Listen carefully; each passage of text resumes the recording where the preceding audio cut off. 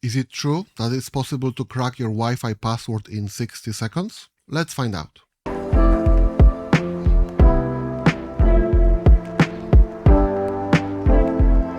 To join a Wi-Fi network, the client needs to authenticate. That is to prove its identity. The most common authentication method for Wi-Fi networks is pre-shared key. Basically, both the clients and the access point share the same pre-shared key. Now, during the authentication process, the client needs to prove possession of that pre-shared key without directly transmitting it. Here's where the EAPOL handshake comes into play. Its primary role is to securely exchange information and derive a key used to encrypt communication between the client and the access points. Also, among other things, EAPOL handshake in WPA2-PSK confirms that both the client and access point have the same pre-shared key. Now, the plan is to capture the EAPOL handshake and later try to brute force the Wi-Fi password offline. Brute force password cracking means trying every possible combination of characters within the defined set until the correct password is found. Alternatively, we can capture a pairwise master key identifier if the network transmits it. PMKID is used to quickly identify if a client has previously authenticated and has a valid key, avoiding the need for a full handshake every time. It's primarily used in roaming between access points. Anyway, let's try to capture either the EAPOL handshake or PMKID. First step is identifying your access point's MAC address and channel number. To do that, I will run the airodump command, followed by the wireless interface name and the SSID of the target Wi-Fi network. Okay, here's the MAC address of the access point's radio, and here's the channel number of the Wi-Fi network. Next, we need to capture either EAPOL handshake or PMKID. To capture only relevant traffic, let's build a filter that we can later apply during capture. To do that, I will run tcpdump followed by -s to set the size of the frame to capture to 65,000. Then let's specify the data link type to 802.11, that's Wi-Fi. Then let's specify the filter. We want to capture traffic where the source or destination MAC address is the access point MAC address or broadcast MAC address. Triple this set the output format to be compatible with our traffic capture tool. Let's save the result to filter.bpf file and run the command. To sum up, tcpdump is not doing any capturing, it just creates a file with filter instructions inside. Next, let's start the hcx dump tool that will capture the Wi-Fi traffic. I will specify the capture interface name, the channel the network is using, then provide the file with the filter, and finally set the name of the file to save the capture. Okay, the capture is in progress. To speed things up, I will connect to the network from my mobile. +P indicates that the PMKID has been captured. Now, +3 indicates that we got the EAPOL handshake. Either one is sufficient to start the cracking. Let's stop the capture. Now I will use the hcx pickup-ng tool to convert the capture to a format readable by Hashcat. Hashcat is a powerful password cracking tool. Let's run Hashcat with hash type 22000, that's WPA and WPA2. Then let's set the type of cracking to A3, that's brute force, and specify the password format. I'm expecting the password to be exactly 8 characters long. That's minimum length of WPA-PSK passphrase. $H means that I want only lowercase characters and digits. Okay, 20 seconds later, we have the password for the network. Oh boy, is it really that simple? Well, yes and no. I just showed you an ideal scenario. There are multiple things to consider. First, to capture the EAPOL handshake, the attacker needs to be in range of your access point, but also in range of your client, as it needs to eavesdrop on both the frames coming from the access point, but also frames coming from the client. So, the first thing you can do to improve the security of your Wi-Fi network is to reduce the signal leakage. Basically, set the transmission power of your access point so it covers only the physical area where it's needed. Another thing to consider is the Wi-Fi standard. If your access point is Wi-Fi 7 and your client is Wi-Fi 7, then the attacker would need to have a wireless adapter that supports monitor mode for Wi-Fi 7. That's much harder to get than a $10 Wi-Fi 5 adapter with monitor mode support. So in general, the more modern equipment and Wi-Fi standard you use, the better. Another thing you can do to improve your Wi-Fi security is to enable protected management frames. This helps protect against deauthentication and deassociation attacks, making it harder for the attacker to force the client to re-authenticate. Mind that, to capture the EAPOL handshake, client needs to authenticate, so it's a common practice by the attacker to force client disconnection. With PMF enabled, it's much harder to do. However, after enabling PMF, clients that do not support it will no longer be able to connect. Another thing to consider, especially if you are not roaming between access points, is to disable PMKID. Some brands of access points offer to set that option explicitly or due to firmware updates. Of course, the network would be still vulnerable to capturing the EAPOL handshake, but not vulnerable to PMKID capture. Let's move to the two things that make the most significant change. First thing is obvious. You need to use a stronger password. Long, complex, and unique passwords are very difficult to crack. If the password can be guessed, consists of only numbers, or is short, then is susceptible to offline dictionary or brute force attacks. In the demo, I did use a CPU capable of calculating 50,000 hashes per second. If you would use a GPU for that purpose, we would increase this number to around 2 million hashes per second. But it's still not feasible to crack a 12-character complex password. So, a strong complex password is the key. Another thing you can do is switch from WPA2 to WPA3. WPA3 uses SAE authentication protocol that's much more secure and resilient to offline dictionary attacks. Same story there. Some devices don't support WPA3 and they won't be able to connect. There's, however, a totally different approach, and that's what we'll be doing today.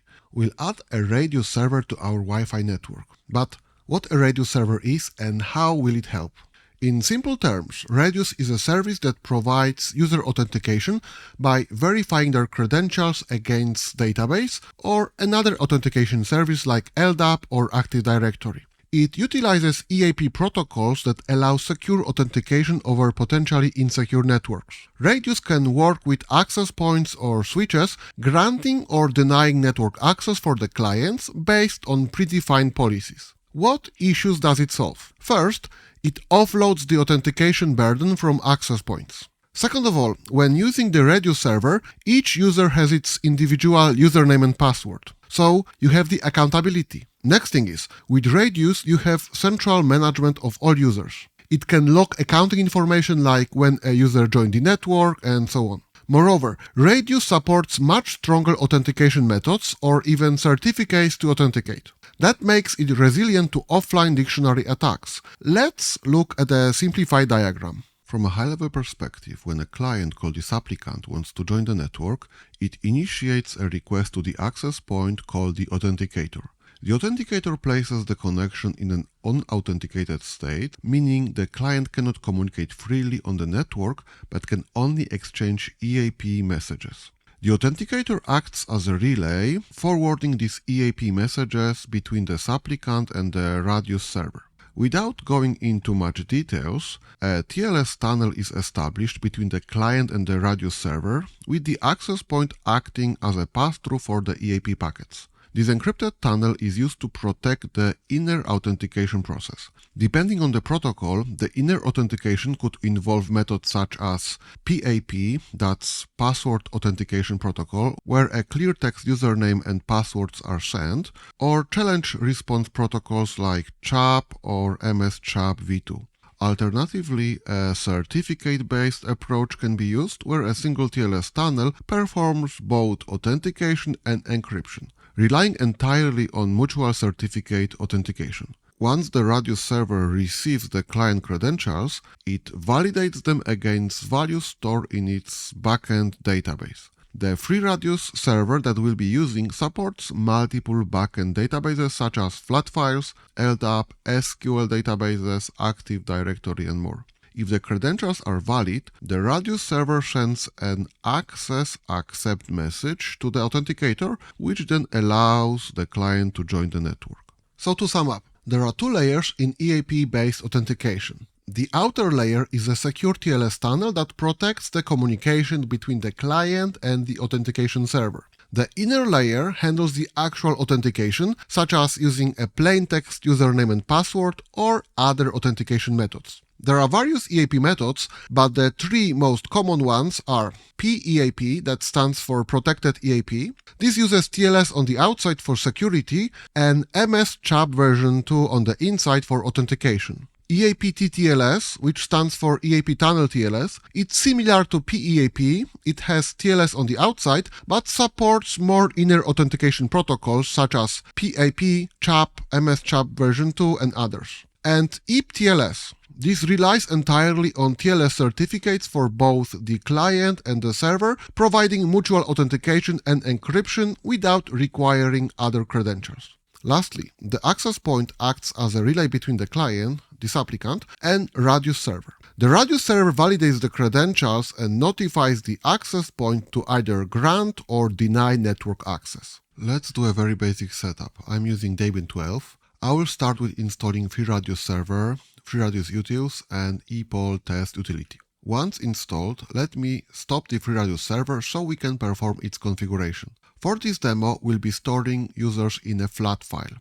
I will open the file containing the users. Now, at the end of the file, I will add a new user. Let's name it Philip with clear text password.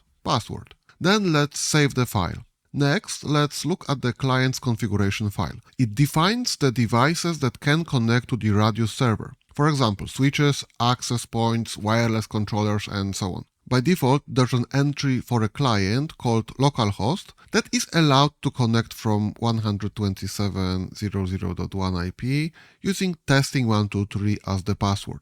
The thing is, every time a device connects to the Radius server, it needs to provide that password. Mind that each device configured in this file can have its own passphrase and access list. Okay, it's all set. Instead of starting the FreeRADIUS server with systemctl start, I will run FreeRADIUS-X that will start the server in debug mode, sending all the diagnostic messages to the screen. This is useful for troubleshooting. Okay, server is ready to process requests. I'll do one more thing. That is, start traffic capture on loopback UDP port 1812. That's the default Radius port. Then let's test our setup. To do that, we'll use the provided radtest utility. First parameter is the username, then there's the user password, then the IP of the Radius server, we are connecting to the localhost, then an integer that doesn't matter, and finally the secret required to connect. We saw that secret in the client's configuration file. Okay, let's run the command. We've sent an access request message to the Radius server. In the message was included the username and clear text password. We did receive an access accept reply. Two things to notice. NAS in the context of Radius means Network Access Server, and it's the device that made the request to the Radius server on behalf of the client. So in a Wi-Fi network, the NAS is the access point. Second thing is, by default, the traffic is not encrypted. If we look at the capture, we'll see the properties in plain text. Don't be fooled by this line saying the password is encrypted. It's only obfuscated. Let's see what will happen if we provide a wrong password. We got an access reject message. What if we provide the wrong secret to the Radius server? Our client is sending multiple requests but does not get any replies. Radius server is performing a silent discard. That's to prevent information leakage. If we look at the server logs, we see the shared secret is incorrect. Passwords can be stored in various formats. Let's try SHA-256. I will calculate the SHA-256 sum of the password string using the OpenSSL command.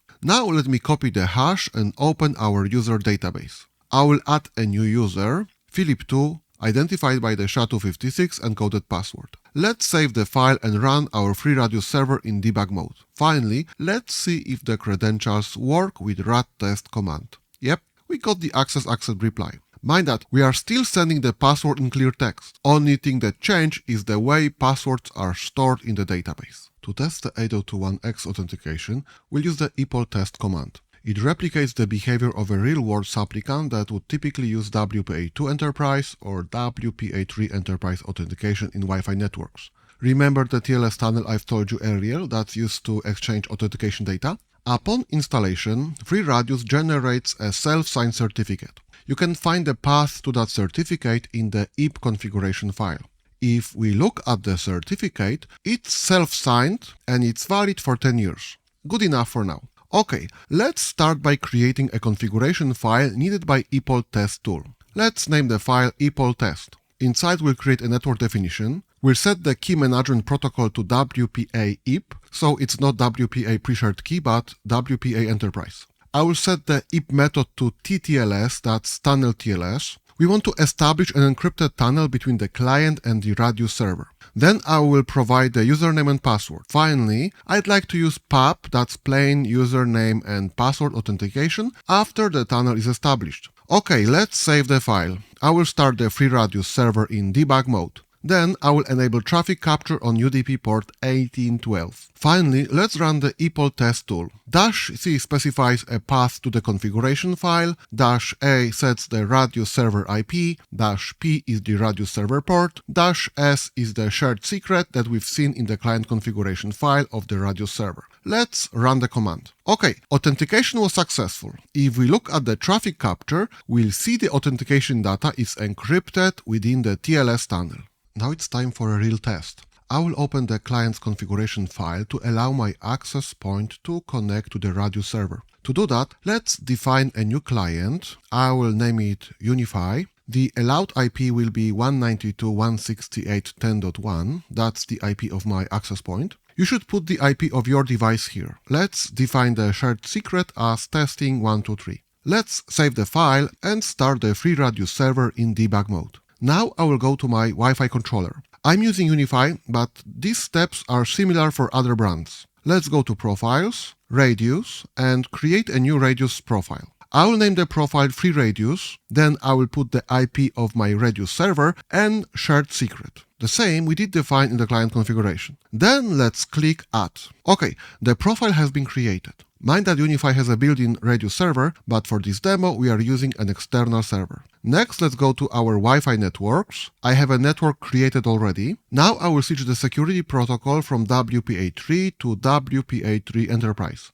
I could also select WPA2 Enterprise. Then I will configure that network to use our new FreeRADIUS profile and apply the changes. Now let's do a connection test. I will join the FreeRADIUS network. Here I'm prompted for the username and password. Let's provide that and click OK. Here I'm presented with the self-signed certificate from the FreeRADIUS server. Let's accept the certificate and we are in. If we look at the network details, we'll see that the security type is WPA3 Enterprise. Technically at this point we could stop. We have a Radius server with a self-signed certificate. It allows us to add and remove users. It supports the popular PAP MSCHAP version 2 authentication method. If needed, we could easily add an LDAP backend with GUI to manage the users. Also, we could replace the certificate with our own, so long story short, if you want to improve your Wi-Fi network security and get rid of shared keys that can be cracked, but don't have a dedicated wireless controller that has a built-in Radius server, you can go that route. Let's go one step further.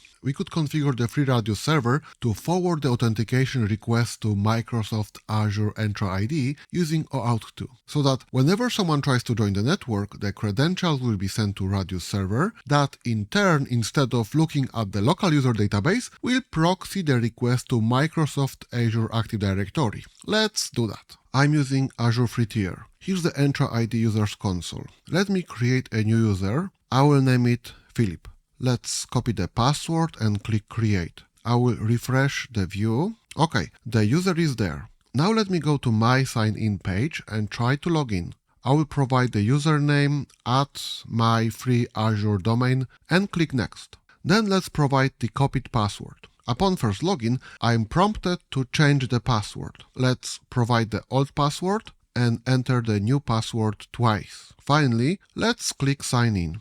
Okay, we are in. I'll start the demo with the final result. Let me go to my Windows PC. Here's the self-signed certificate from the Radius server. I will rename the file to .crt. Now I will double-click on that certificate and click Install. Then let's select the current user and place the certificate in Trusted Root Certification Authorities. Okay, the import was successful. Long story short, in the EAP TTLS authentication method that we are using, the client needs to be able to validate the certificate of the Radius server against certificate authority. The certificate I've just imported has the full certificate chain, including the CA certificate. Now let's go to Network Settings, then Wi-Fi, and Manage Known Networks. I will add a new network. My Wi-Fi network name is FreeRADIUS. I will set the security type to WPA3 Enterprise. Then I will set up the EAP method to EAP TTLS, that's TLS tunnel. Let's also select the Connect Automatically tick and click Save. Next, I will go to Advanced Properties, Security, Settings, and deselect Identity Privacy. As you can see, the internal authentication is set to PAP, that's plain username and password. Let's click OK. Now I will click on the FreeRADIUS Wi-Fi and click Connect. It did ask me for credentials. Let's provide the username and password that we've created in Azure. Now I got asked if I want to continue connecting and see the server certificate. Why not? Let's click Connect. And we are in. If we look at the connection details, we see the security type is WPA3 Enterprise and the sign-in type is EAP TTLS. If I disable Wi-Fi and re-enable it back, the connection will automatically establish. How cool is that? Let me show you the steps to set it up. First, we need to create a new OAuth application. I'm in my Azure console. I'll go to App Registrations and click New Registration. Let me name the application FreeRADIUS and click Register. Let's copy the client ID. We'll need it later. Now let's go to Certificates and Secrets and create new client secret. It will be needed for FreeRADIUS to connect to Azure. Let's name it FreeRADIUS and click Add. Now I will copy the value of that secret. Finally, let's go to API Permissions, click Add Permission, select Microsoft Graph, Application Permissions, and search for Directory. I will select Directory Read All and click Add Permission. Finally, let's click Grant Admin Consent for our domain. OK, Azure site is set. Now let's go to our FreeRADIUS installation. I will open the file containing our users and remove the two users that we've created. Now let me install a few prerequisites. Then let's go to the opt folder and download FreeRADIUS OAuth module from GitHub. Now let's set it up. First, I will open the FreeRADIUS proxy configuration. Here we can define that we want to forward authentication requests for various domains to various servers. I will configure that for my own Microsoft domain, the authentication request should be forwarded using OAuth2 protocol to Azure. Let's set up the URL, then let's put the client ID that we've copied in the previous step. Let's also provide the client secret that we've copied in the previous step as well. Finally, I will set the cache to true. This will improve user experience so we don't have to ask Azure every time for password. Okay, let's save the proxy configuration. Next, let's open the FreeRADIUS dictionary file and include values from OAuth module. Okay, let's save that file. Now let's enable the OAuth module by creating a symbolic link in the mods enable folder. Let's also set up OAuth policy by creating a symbolic link in the policy folder. Next, we need to modify the default configuration for handling Radius requests. Let's go to the Authorize section, then search for LDAP, and just after LDAP, add OAuth2. Now let's go to Authenticate section, and at the very end, add the OAuth authentication type. Finally, let's go to Post Out section, find the LDAP line, and add the OAuth2 entry. Okay, let's save that configuration file. Next, we need to make exactly the same modification for the inner tunnel. Let's open the inner tunnel file, find the Authorize section, search for LDAP line, and add OAuth2 entry. Now let's go to Authenticate section, and at the very end, let's add OAuth2 authentication type. Finally, in the Post Out section, let's find the LDAP line and add the OAuth2 entry. Okay, let's save the inner tunnel configuration file. Next, let's start the FreeRADIUS server in debug mode. It started successfully. Now I will check if the authentication works by using the rat test tool. The syntax should be familiar. Rat test followed by username and password, then IP address of the Radius server, that's localhost, and the shared secret. Okay, it took a bit longer, but we got access, accept, reply. If we rerun the test one more time, it's much faster due to caching mechanism. If we look at Azure sign-in logs, we see those successful authentication attempts. If we go to FreeRADIUS logs, we see database replication.